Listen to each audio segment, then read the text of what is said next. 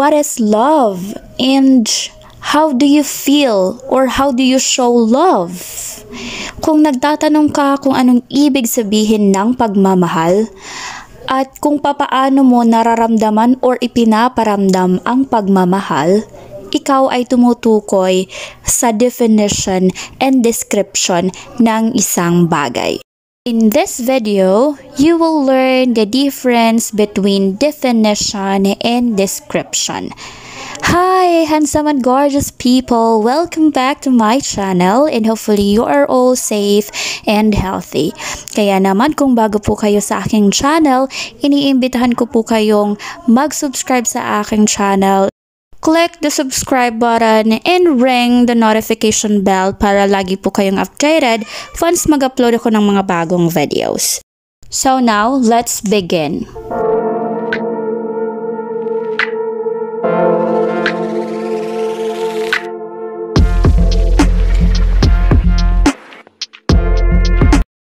Our discussion will revolve around paragraph development that will focus on description and definition. Ano nga ba ang pagkakaiba ng dalawa?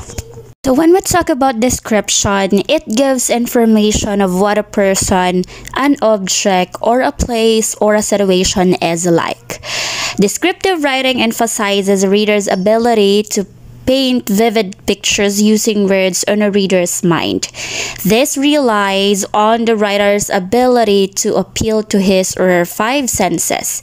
That's the sight, smell, touch, taste, and hearing. Pag sinabi nating description, ito ay ang pagbibigay ng impormasyon sa pamamagitan ng paglalarawan ng isang tao or ibig sabihin appearance or hitsura ng isang tao, shape or size ng isang object, or ang hitsura ng place or sitwasyon ng isang bagay or tao. Let us move on to the techniques used in descriptive writing. So first is 5-sense rule. So ginagamitan po ito natin ng ating 5 senses like sight, sound, smell, touch, and taste. So may mga salitang ginagamit natin kapag tumutukoy tayo sa ating paningin, sa ating pandinig, sa ating pangamoy, sa ating pandama at sa ating panlasa. For example, the gentle warmth of the morning sun caressed my face. The moist yet nostalgic fragrance of wet grass after all that rain transported me back to my childhood. Sa halimbawang ito, ang banayad na init ng sikat ng araw sa umaga ay humahaplos sa aking mukha at ang mga masa-masa na halimuyak ng basang damog galing sa ulan ang naghahatid sa aking pabalik sa aking pagkabata. Next technique ay removing apparent description. Description or detail that is very normal and apparent should be left out of writing as it takes up undue space. Yung mga usual na mga salita ay dapat na hindi na sinasama doon sa iyong sulatin. Mga bagay na pangkaraniwan or mga salitang pangkaraniwan lang ay dapat hindi na sinasama sa iyong sulatin. Halimbawa, the old garden was blooming with colorful flowers once again. We all know that flowers are colorful and that they grow in gardens. Hence, emphasizing this sentence with colorful does not add any new value. So instead of saying that, you can say, the old garden was blooming with flowers once again. That makes the same image in the reader's mind as it is.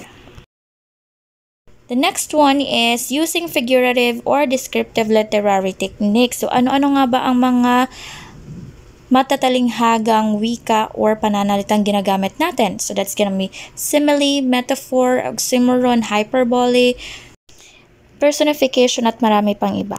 So, ang nakikita nyo ngayon sa inyong screen ay ilan lamang sa mga figurative languages na pwede nyong gamitin. So, take a look at this.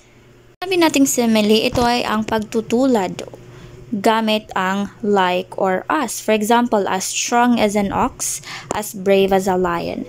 Metaphor naman on the other hand ay paghahambing. Ang oxymoron naman ay magkasalungat na salita. Halimbawa, that woman is pretty ugly. Ang hyperbole ay mga salitang pagmamalabis. For example, my granddad is as old as time. Another technique that you can use is using new descriptive words.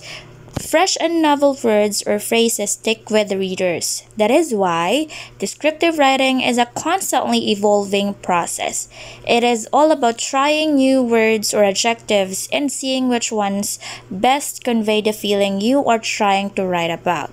Ibig sabihin nito ay ang paggamit ng mga bagong salita or mga bagong pang-uri na madaling maintindihan at madaling matatak sa utak ng mga mambabasa. Makita ang mga tamang salitang gagamitin para ma-convey, maipadala ang mga mensahe. Example, it is very common to say, the gentle breeze touched my face. Try saying, a tender breath of fresh spring air caressed our faces. Another technique that you can use is reading good example of descriptive writing. We all know that the more we read, the more exposure we get to different writing styles, new words and phrases, or even new trends of writing. Help us achieve that effective descriptive writing. Sabihin nito, magbasa ka ng mga magagandang halimbawa ng descriptive writing kasi marami kang matututunan at pwede mong ma-apply doon sa iyong sariling sulatin. Okay, let's move on to definition. So definition explains a concept, term, or subject. Its main purpose is to tell what something is. A definition also explains what a term means when you want your readers to know exactly how you are using a certain term or an unfamiliar concept. You use definition. Defining is understanding the essence of a word, an idea, or an expression. Ibig sabihin nito, ang pag sinabi nating definition ay pagbibigay ng kahulugan sa isang konsepto, sa isang ideya, or isang salita. So let's move on to the techniques to use in a definition essay. So ano-ano nga ba ang mga paraan na iyong gagamitin kapag ikaw ay susulat ng isang definition essay? So, na ay ang tinatawag na denotation. So, it is a primary, explicit, or literal definition of a word. One can say that denotation is also the meaning of a word based on a dictionary. Ibig sabihin ng denotation, ito ay mga literal na definasyon or kahulugan ng isang salita na naisusulat din sa isang diksyonaryo. Halimbawa, happiness. So, on the dictionary, ang ibig sabihin ng happiness is a state of well-being and contentment, a pleasurable or satisfying experience. Huwag malito, pag sinabi nating denotation, ito ay mga kahulugan na galing sa diksyonaryo. Connotation, on the other hand, it is the secondary meaning of a word.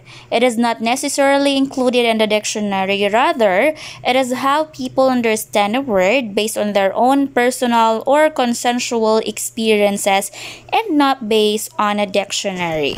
So, ibig sabihin ng connotation kung ano ang kinokonode or ano ang isinasaad ng salita ayon sa iyong pagpapakahulugan, ayon sa iyong experiences. For example, rose. In its connotation, it may mean love and romance. Okay, I will give you another example. Red. So in denotation, it means talking about color. Color red. When it comes to connotation, it may mean love, war, and blood. Another technique that you can use is analysis. It is a process of breaking down a concept into its constituent parts. It is also entails detailing in which one, rather than zooming out and describing the concept as a whole, zooms in and focuses on describing the aspects that make up a concept. Ang ibig sabihin ng analysis ay pagsusuri o paghihimay-himay ng isang konsepto. For example, The guitar is a musical instrument that produces sound primarily through strumming its strings. Its sound is modified or manipulated through the interaction of the strings with the other parts of the guitar, which are the headstock or simply the head, the tubers, the knot, the neck, the sound hole, the body, and the bridge. Next techniques is collocation. So it means that there are words or experiences that are usually almost immediately associated with concepts you are trying to define. These words or expression are usually located together, hence the name collocation. Ang ibig sabihin ng collocation sa Filipino ay kolokasyon.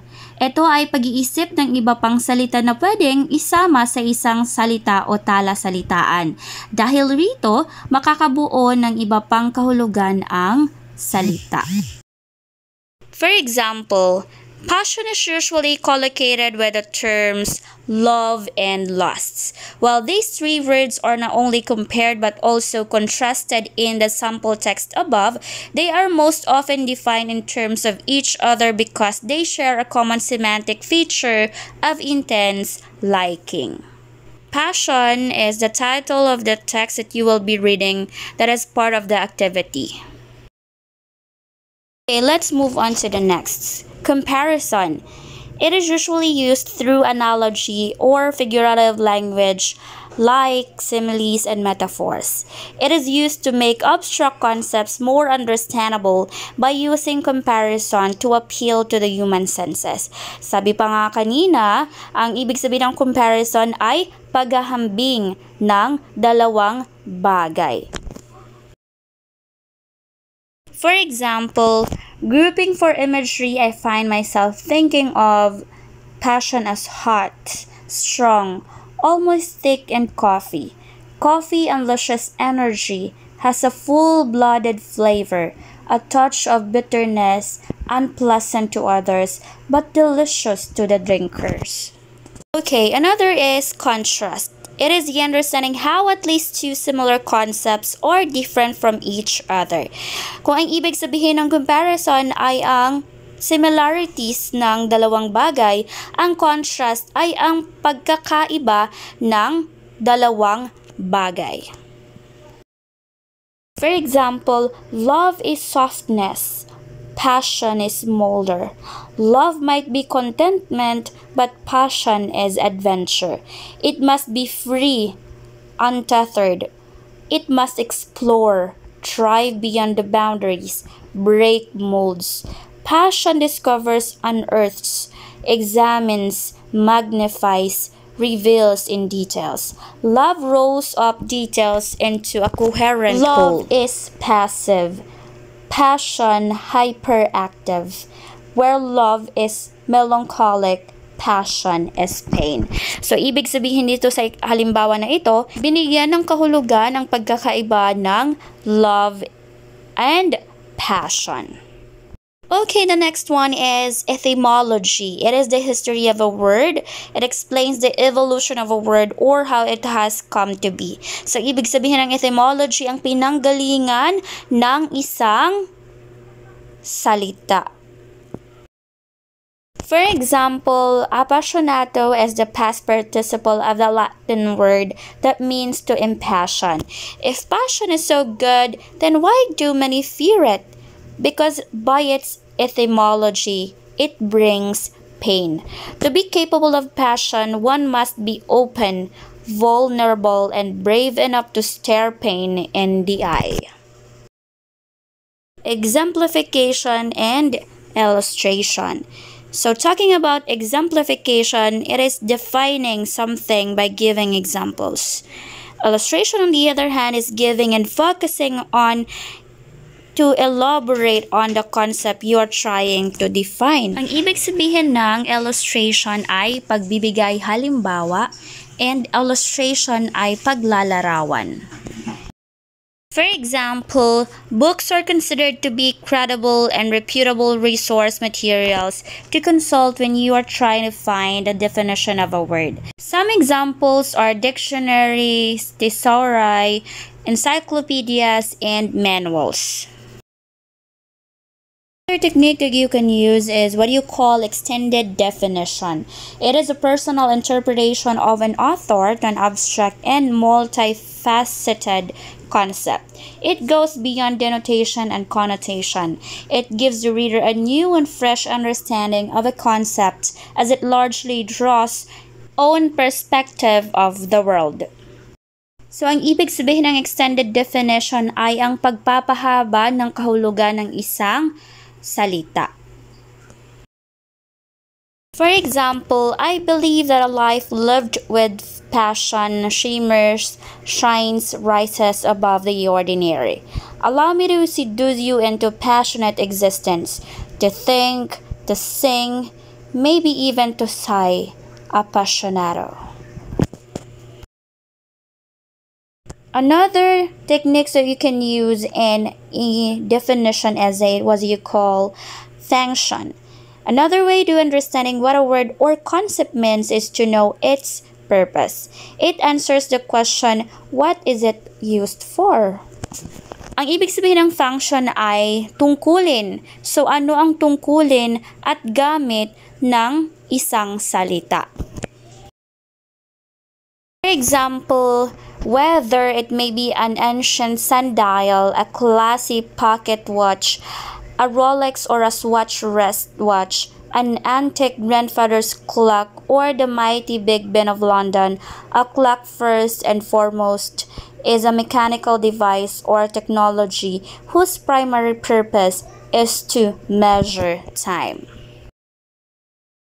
Another technique that you can use in a definition essay is what you call negation.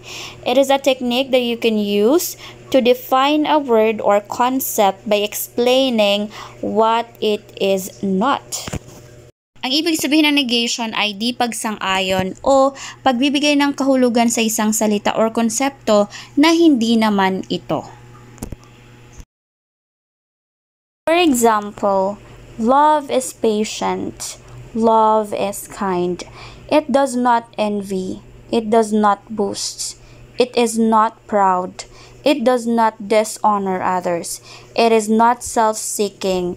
It is not easily angered. It keeps no record of wrongs. Love does not delight in evil, but rejoices with the truth. According to the 1 Corinthians 13 verses 4 to 6. The last technique that you can use is what you call synonyms. These are a single word or phrase that share almost the same meaning with a concept you are trying to define. Ang ibig sabihin ng synonyms ay magkasing kahulugan. For example, according to dictionary.com, mawkish means characterized by sickly sentimentality or weakly emotional. It can be considered synonymous to nauseating and sickening due to dependence on too much emotion. In today's video, I use Google and book Reading and Writing Skills, that's page 100 to 108 by Mariela Therese A. Tiongson and Maxine Rafaela C. Rodriguez. There you go, that's the end of our discussion for today and hope you get something out of it. You can always follow me on my social media accounts, Facebook, IG, and TikTok. If you have questions, you may put it on the comment section. Thank you so much for watching and hope to see you soon on my next upload. Thank you and take care.